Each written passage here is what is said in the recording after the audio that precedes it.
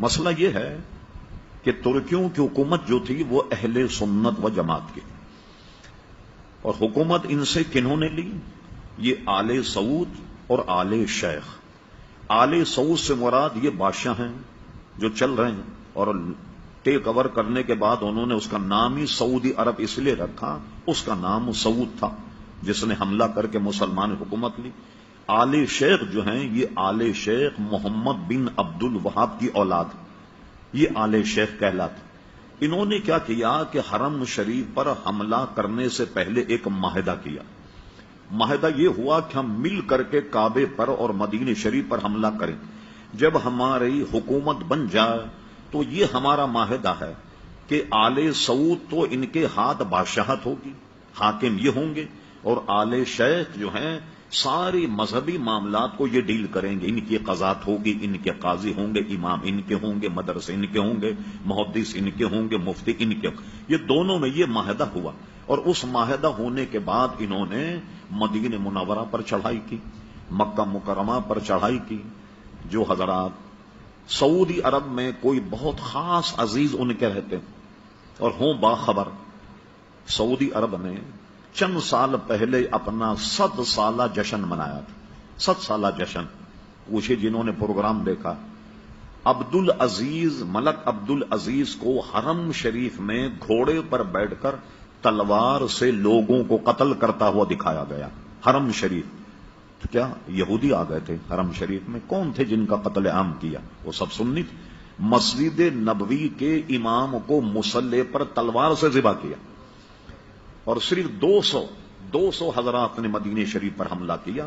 میں سن 77 میں پہلی مرتبہ مدینہ شریف گیا، قطب مدینہ حضرت اللہ مولانا ضیاء الدین صاحب مدنی رحمت اللہ علیہ کے یہاں 40 دن رہا، معاملات سنتا رہا، تو انہوں نے بتایا کہ صرف 200 آدمیوں نے حملہ کیا تھا مدینہ شریف، اور وہ اتنے پکے دیندار سنی تھے ترکی کہ جب انہوں نے حملہ کیا انہوں نے ہتھیار ڈال دی، اور یہ کہہ کر ہتھیار ڈال دیے کہ حرم رسول میں ہم قتل نہیں کریں۔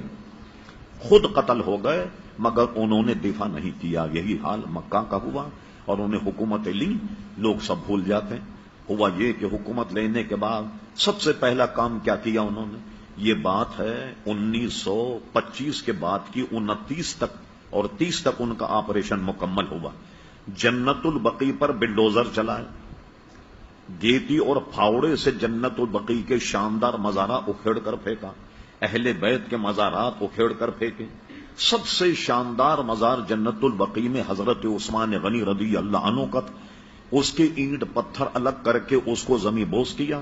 پھر اس کے بعد جناب انہوں نے جنت مالا کا قبرستان جو ہے اس کو زمین بوس کیا۔ یہ سارے مزارات انہوں نے ڈھا دیے، اور اس وقت کے نزدیک کہتے تھے کہ یہ گنبد خضرا جو ہے یہ صنم اکبر ہے، سب سے بڑا بت یہ، معاذ اللہ گنبد خضرا کو سب سے بڑا بت تصور کرتے تھے، لیکن ان کو وہ شہید کرنے میں قادر نہیں ہو سکے۔ جب انہوں نے جنت البقیع جنت مالا کو ڈھایا تو یہ اس زمانے کی بات ہے جب مولانا محمد علی جوہر، علامہ عبد الحامد بدایونی، علامہ عبد العلیم صدیقی، ایک صحافی تھے جن کا نام ریاض الحسن ریاض حسین تھا۔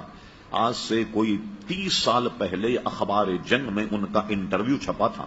یہ وہ وقت میں شامل تھے جو ہندوستان سے سعودی عرب میں احتجاج کرنے کے لیے آئے کہ بھئی ہندوستان کے مسلمان وغیر منقسم ہندوستان تھا جس میں پاکستان میں ہندوستان، انہوں نے احتجاج کیا، اور احتجاج کرنے کے بعد ان سے سعودی حکومت نے وعدہ کیا کہ ہم یہ دوبارہ بنائیں گے۔ یہ جو آپ ان بزرگوں کے مزار پر کچھ پتھر رکھے ہوئے دیکھتے ہیں کہ جس سے یہ پتہ لگ جائے کہ یہ حضرت فاطمہ کا مزار ہے، یہ حضرت امام حسن کا ہے، یہ اسی وقت کی برکت کہ یہ پتھر لگا کر انہوں نے ایک طرح سے نشاندہی کر دی کہ یہ ان کے مزارات ہیں، لیکن اس کے بنانے کا وعدہ انہوں نے پورا نہیں کیا۔ حضرت خدیجۃ الکبریٰ کا روضہ جنت مالا بہت شاندار بنا ہوا تھا۔ کسی صاحب کے پاس وقت ہو اس فقیر کے پاس آئیں، وہ تمام آپ کو میں فوٹو دکھاؤں گا کہ جو اس کے ڈھانے سے پہلے جنت البقیع جنت مالا۔ اب بتائیے ایسے حضرات جنہوں نے ہزاروں مسلمانوں کو تحقیق کیا، کعبے پر قبضہ کیا، مدینہ شریف پر قبضہ کیا، وہاں ہم لوگ کہتے ہیں سب بھول گئے، آپ ان کے پیچھے نماز کیوں نہیں پڑھتے؟ تو اس لیے ہم ان کے پیچھے نماز نہیں پڑھتے کہ وہ عقیدتاً ہم اہل سنت و جماعت کو مشرک سمجھتے.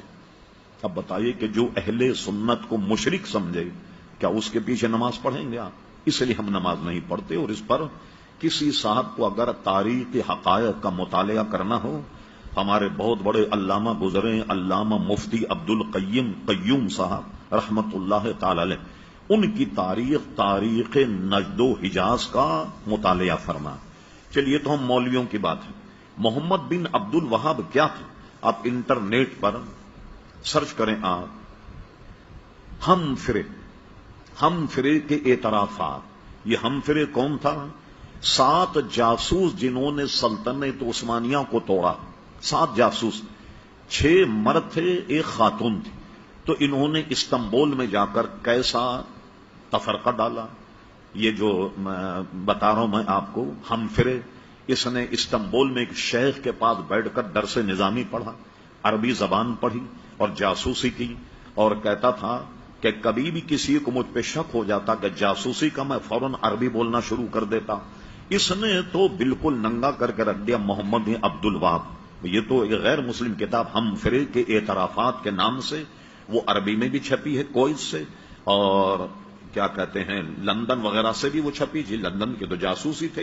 یہاں اگر آپ جائیں برٹش ایمبیسی، آپ کو یہاں انگریزی میں کتاب مل جائے گی، وہ یا ہم فرے کے اعترافات، اور اردو زبان میں بھی کسی نے یہاں پاکستان کے کسی پروفیسر نے ترجمہ کیا. کتب خانے جو ہیں چھان بین کیجئے، اس میں آپ کو میں کتاب مل جائے. اس نے پورا قصہ محمد نے عبد الوہاب کا لکھا. میں نے اس کو کیسے گمراہ کیا، اس سے مناظرہ کیا کہ شراب حلال ہے، اور یہ ثابت کر دیا کہ شراب حرام نہیں، اور اس کو شراب پلائی.